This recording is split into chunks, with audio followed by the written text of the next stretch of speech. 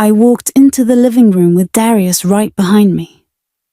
My heart pounded harder than it should have, but I kept my head high. Ethan was on the couch, his feet up, eyes glued to one of those detective shows he loved so much.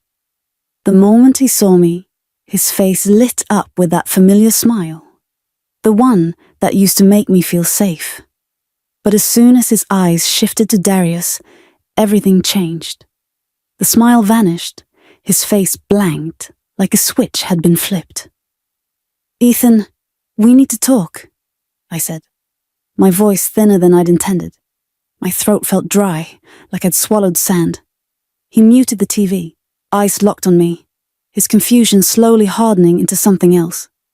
I could feel Darius behind me, calm and quiet, like he had nothing to lose. "This is Darius," I continued, forcing the words out before I could second-guess myself. "He wants to be part of my life too." Silence. Not shock, not shouting, just a stillness that made my chest tighten. Ethan didn't yell, he didn't curse. He just sat there, his eyes slowly scanning me like I was a puzzle with a missing piece. Then without a word, he stood up and walked out. No questions, no demands. Just the sound of his footsteps down the hall and the distant click of the bathroom door. Moments later, the toilet flushed, loud and final. I glanced at Darius. He shrugged like this was normal. It wasn't. It definitely wasn't. Ethan came back into the living room like nothing had happened. Same steady footsteps, same calm face. But I knew better. Something had shifted. He wasn't looking at me. Not really. His eyes were on something far away. Like he was already 10 steps ahead of me in a game I didn't even know we were playing. Then I saw it. A small silver keychain swinging lightly from his fingers, catching the light every few seconds. It wasn't flashy, just one of those plain metal loops. But somehow, in that moment, it felt more dangerous than a weapon.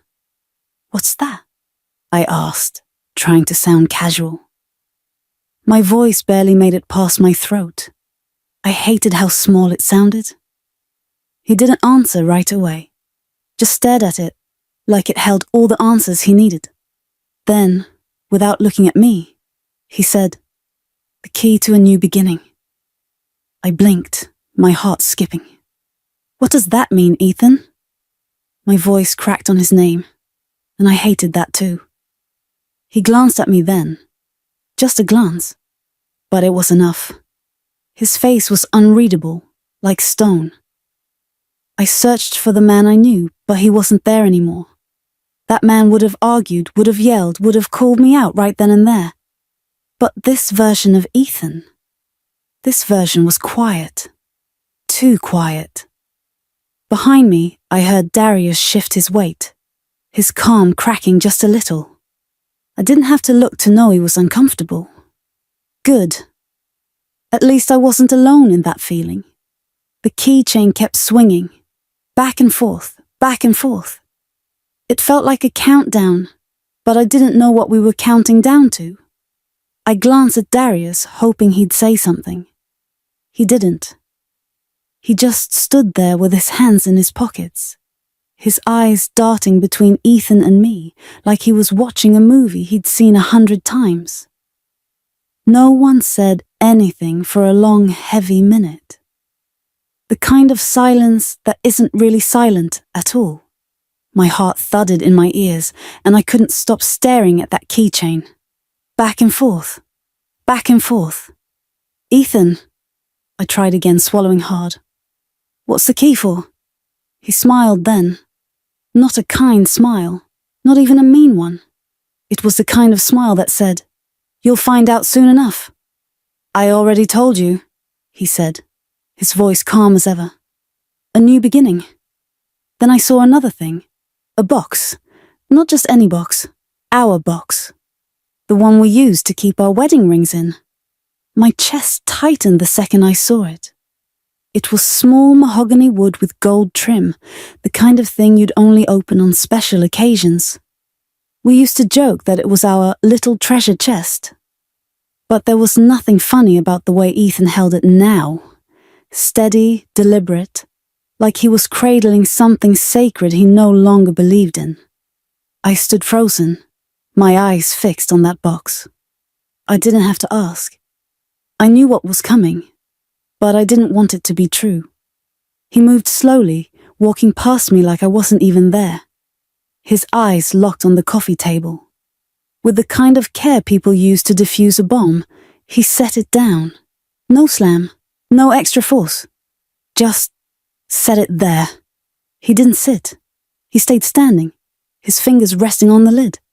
His eyes finally lifted to meet mine, and I felt every ounce of blame, hurt, and anger sitting behind them. Go ahead, he said softly. Look. My heart stopped. I didn't move, but my eyes did. Straight to the box. I didn't want to open it. I didn't want to see. But I stepped forward anyway, hands shaking as I reached for it. My fingers brushed the cool wood. The lid was lighter than I expected, and it lifted easily, like it had been waiting for this moment. Empty. Completely. Absolutely. Gut-wrenchingly empty. No gold bands. No diamonds. Just a hollow space where everything we built used to be. I felt a sharp pull in my chest, like something had been yanked out of me too. I turned to him, breathless. Ethan, where are they? He tilted his head slightly, like I'd asked a dumb question. Gone, he said, his voice calm in a way that made me feel anything but calm. His eyes stayed locked on mine as he added, I flushed them. My breath hitched, and for a second, I thought I might throw up. I gripped the edge of the table, needing something solid to hold on to. You flushed them? I asked, my voice barely a whisper. He nodded once, slow and deliberate. Both of them, yours and mine. My knees felt weak, like the floor wasn't as solid as it used to be. Why would you do that, Ethan? My voice cracked on his name, but I didn't care anymore. I was desperate. His eyes narrowed, his face a mask of control. Because you did, he said simply. You flushed it all away the second you brought him into my house. I felt that. Not like a slap, not like a punch, but something worse. It was the truth, sharp and unavoidable. No lie I told myself could fight it. Darius shifted behind me, clearing his throat like he had something to say, but I didn't turn around. I couldn't. Ethan, please, I said, stepping closer to him. My voice had that desperate edge I hated, but I couldn't stop it. We can fix this. He raised a hand to stop me. Don't. One word, but it hit harder than a scream. You made your choice. This. He tapped the empty box once. This is your result. I glanced back at Darius, hoping for backup, but he just stood there with his hands in his pockets, his eyes darting between me and Ethan, like he was waiting for a referee to blow the whistle. He didn't look so sure of himself anymore. Ethan, I'm sorry, I said quickly, my words tripping over each other. I didn't mean for it to get this far, I swear. I didn't know how to... Stop talking, he said quietly. He didn't raise his voice. He didn't have to. His eyes were colder than I'd ever seen them, like he'd already decided something. You brought him into our marriage, Vanessa. You made your choice. I didn't know it would hurt you like this. I choked out, barely able to hear myself over the sound of my heartbeat. That's the problem, he replied, his voice cutting through me like glass. You didn't think at all. He didn't shout. He didn't rage. He didn't cry. And that's what scared me most. A week later, the knock on my door felt like a punch in the chest. I wasn't expecting anyone. So for a second, I thought it might be Darius. But when I opened it, it wasn't him. It was a woman in a grey suit holding a manila envelope. No smile, no greeting, just business. "Vanessa Reed?" she asked, her tone sharp and to the point. "Yeah, that's me," I said slowly, dread curling in my stomach. She handed me the envelope, her fingers letting go, just a second too fast, like she couldn't wait to be done with me. "You've been served," she said, already turning to leave. "Wait, what is this?" I called after her, but she didn't answer. She was already halfway down the driveway. I watched her walk away, feeling like I'd just been handed a live grenade. My hands were shaking as I closed the door. The envelope felt heavier than it should have. I stared at it for a moment, trying to convince myself that it was something else, anything else. A mix-up, a mistake, a bill I forgot to pay. But I knew better. I tore it open. The first thing I saw was Ethan's name, then mine. Then 2 words in bold at the top. Petition for divorce. My breath caught in my throat. My eyes darted over the words, skipping past all the legal jargon, searching for something that made sense. Sole custody, full legal rights, irreconcilable differences. It felt like the walls were closing in. I flipped through the pages so fast I almost ripped one. There was evidence. Photos of me and Darius together. Text messages, screenshots, dates, times, places. I felt my heart drop into my stomach. It wasn't random. It wasn't accidental. This wasn't Ethan acting on impulse. He'd been planning this. I sank onto the couch, the papers spilling around me like leaves in a storm. My mind was spinning. I thought back to every moment Ethan had been quiet, every glance, every long pause in conversation. He'd known, for weeks, maybe months. While I was sneaking around, he was gathering his evidence. While I was hiding, he was building his case. I felt sick. My phone buzzed on the coffee table, and I grabbed it like it was a lifeline. It was a text from my lawyer, Malcolm Bryant. I'd hired him for the house refinance last year, never imagining I'd need him for something like this. "Call me. Urgent." I hit the call button immediately, my breath still shaky. He picked up on the second ring. "Vanessa, I just got the petition. We need to talk." "I'm looking at it right now," I muttered, thumbing through the stack of papers. "He's asking for full custody, Malcolm. Full custody of the kids." My voice cracked on the word kids, and I hated it. Hated how small I sounded. "Yeah," Malcolm said slowly, like he was trying to ease me into the worst news of my life. "He's arguing that your affair is proof of emotional instability. He's got pictures, texts, witness statements. It's pretty thorough." I pressed my hand against my forehead, squeezing my eyes shut. Thorough. Of course it was thorough. Ethan was nothing if not thorough. "Can he win?" I whispered. I hated asking, but I had to know. There was a long pause on the other end. When Malcolm finally spoke, his voice was lower, like he didn't want to be the one to say it. "He's got a strong case, Vanessa. You need to be ready for that." I felt everything inside me collapse. My kids. He was coming for my kids. I'd thought we could fight about the house, the money, even the ring he flushed down the toilet. But the kids? Number. No, no, no. My voice was barely a whisper. "He's going to take them from me, isn't he?" Malcolm hesitated. That hesitation was my answer. I sat there for a long time, the phone still pressed to my ear even after Malcolm said goodbye. My eyes stayed on the papers scattered across the table. The photos of me and Darius felt like knives, each one sharper than the last. They weren't even bad pictures. We were smiling in most of them. But they were enough. They were enough to make me look like a bad mother. The next few days were a blur of panic and denial. I barely slept, barely ate. My phone buzzed non-stop. Texts from friends, calls from my sister, notifications from lawyers I didn't even know existed. Somehow everyone knew.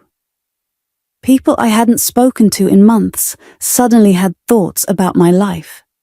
They didn't say it outright, but I could hear it in their voices.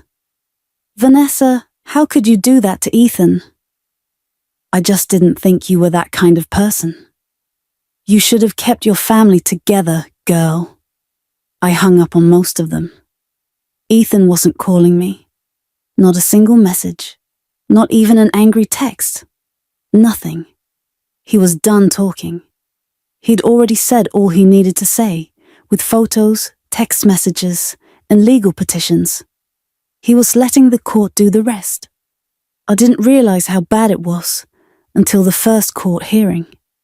I sat at the defendant's table, hands clenched in my lap, Malcolm beside me, whispering advice I barely heard.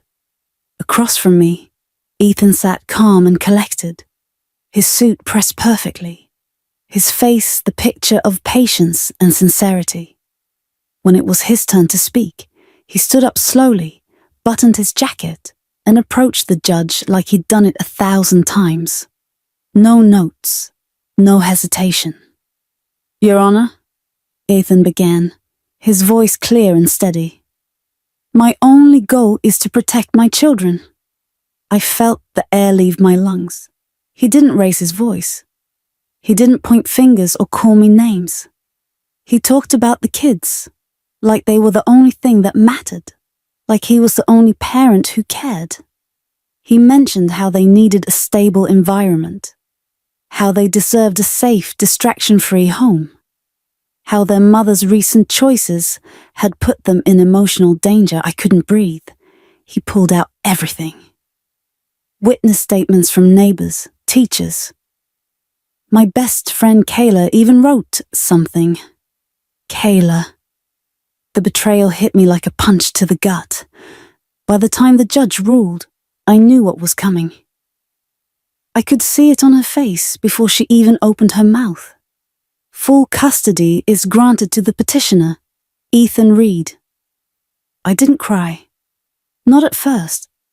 I just sat there, staring at my hands like they belonged to someone else.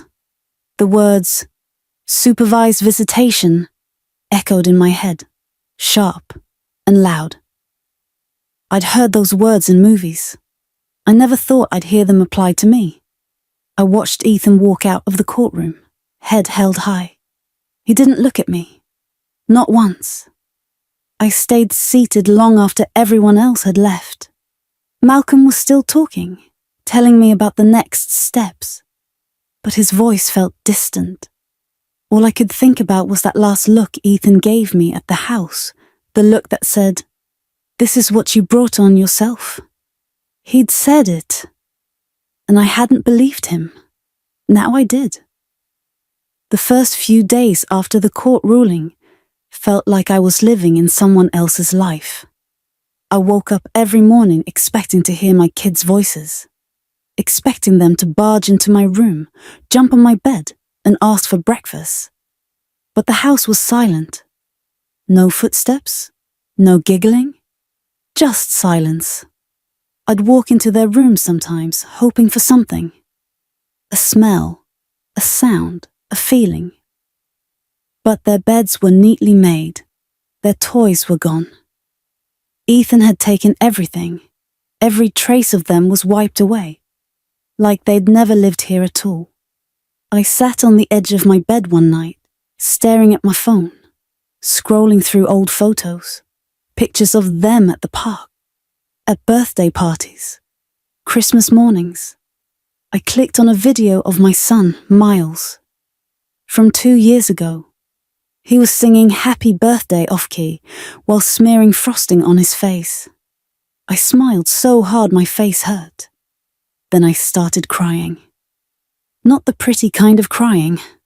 The ugly, gasping, can't breathe kind. I clutched the phone to my chest like it was him. Like if I squeezed hard enough, I could feel him again. But I couldn't. They were gone. Darius called me once that week. I thought he'd be checking on me, offering some comfort. But no. His voice was stiff, awkward. "Hey, Vanessa," he muttered.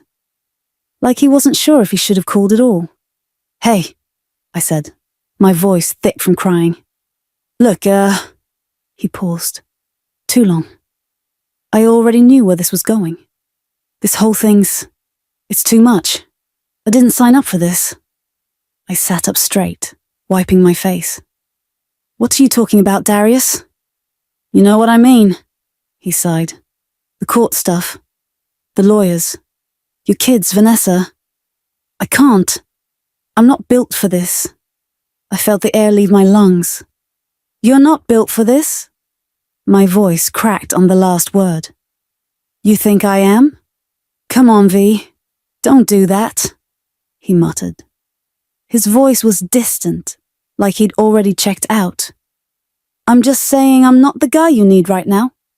I laughed, but it wasn't real. It was the kind of laugh that hurts your chest. "The guy I need," I repeated, my voice rising. "The guy I need wouldn't leave when things get hard, Darius. That's what I need." "Vanessa, I'm sorry, all right?" he said quickly. But it wasn't real. It was just something to fill the silence. "I can't do this anymore." He hung up before I could say anything else. I stared at the phone like it might ring again, like he'd change his mind. But he didn't. He never called back. I sat there for a long time, phone still in my hand. Heart heavier than it had been in weeks. First, I lost Ethan. Then I lost my kids. Now I'd lost Darius too. No, that's not right, I thought bitterly. I didn't lose them. I threw them all away. Days passed. Each one slower than the last. My family stopped calling. Friends stopped checking in. Nobody wanted to be associated with Vanessa, the unfit mother. They didn't say it out loud, but I could feel it in their texts.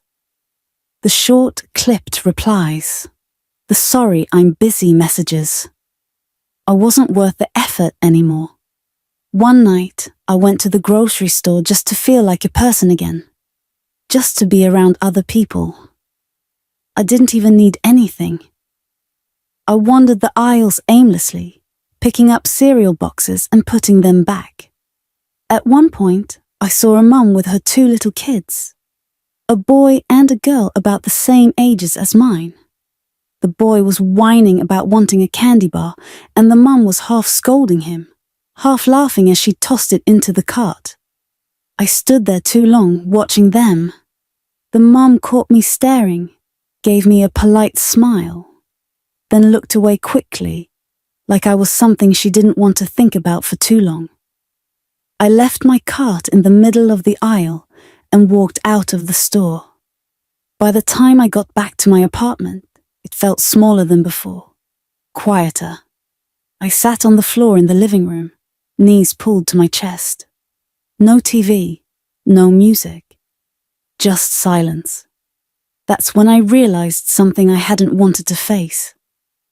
The worst part wasn't the court hearings. It wasn't even losing custody of my kids. It was this. The silence. The nothingness that came after everything was gone. I couldn't run from it. It followed me from room to room. It sat next to me on the couch. It climbed into bed with me at night, curling up next to me like an unwanted guest. I tried to fight it. I cleaned the house top to bottom one day, scrubbing walls, washing floors, reorganizing drawers. It didn't help. I put on old movies I used to love. Didn't help. I tried calling my sister, but she didn't answer. I sat on the balcony with a cup of tea that got cold before I even touched it. Didn't help. No one was coming to save me.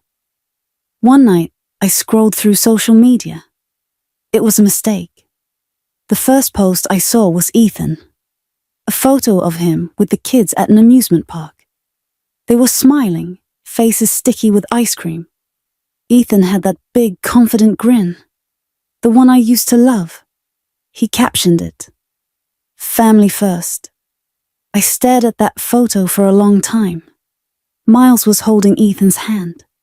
Nia was on his shoulders, grinning like she'd just won a prize. My chest felt like it had been hollowed out with a spoon. They looked happy. No, not just happy. They looked at peace. I sat my phone down, face down, like that would make it go away. It didn't. Later that night, I lay in bed staring at the ceiling. My mind wouldn't stop playing that photo on a loop. Them smiling. Them living life without me. Them realizing they were fine without me. I turned over, pulling the blanket over my head like I was a kid again, hiding from the monsters. But the monster wasn't under the bed. It was me. I was the one who wrecked it all. Ethan had said it himself. "This is what you brought on yourself." He was right. Days turned into weeks. Nobody checked on me. No calls. No texts. Just silence. One afternoon, I saw Ethan at the kids' school. It was Nia's parent-teacher conference, and I had visitation rights that let me attend. Ethan was already in the hallway, standing tall in his grey blazer, hands in his pockets, looking calm as ever. How does he do that? I wondered. How does he stay so put together when I feel like I'm falling apart? He didn't notice me at first. Then he did. Our eyes met for half a second and he nodded once. No smile, no anger, just acknowledgement. He went back to talking to the teacher like I wasn't there. That was the moment I knew. He'd moved on, not just from me, from all of it. I was a ghost now, someone he used to know. I stayed until the conference was over, pretending to listen as the teacher talked about Nia's progress. But I wasn't really there. My mind was back in that hallway, replaying the way Ethan had looked at me, like I was nobody. On the drive home, I kept my eyes on the road, blinking away tears that refused to fall. My apartment was still waiting for me, silent as ever. This was my new life. No Ethan, no Darius, no kids, just me and the silence. And that silence, it's louder than anything I've ever heard.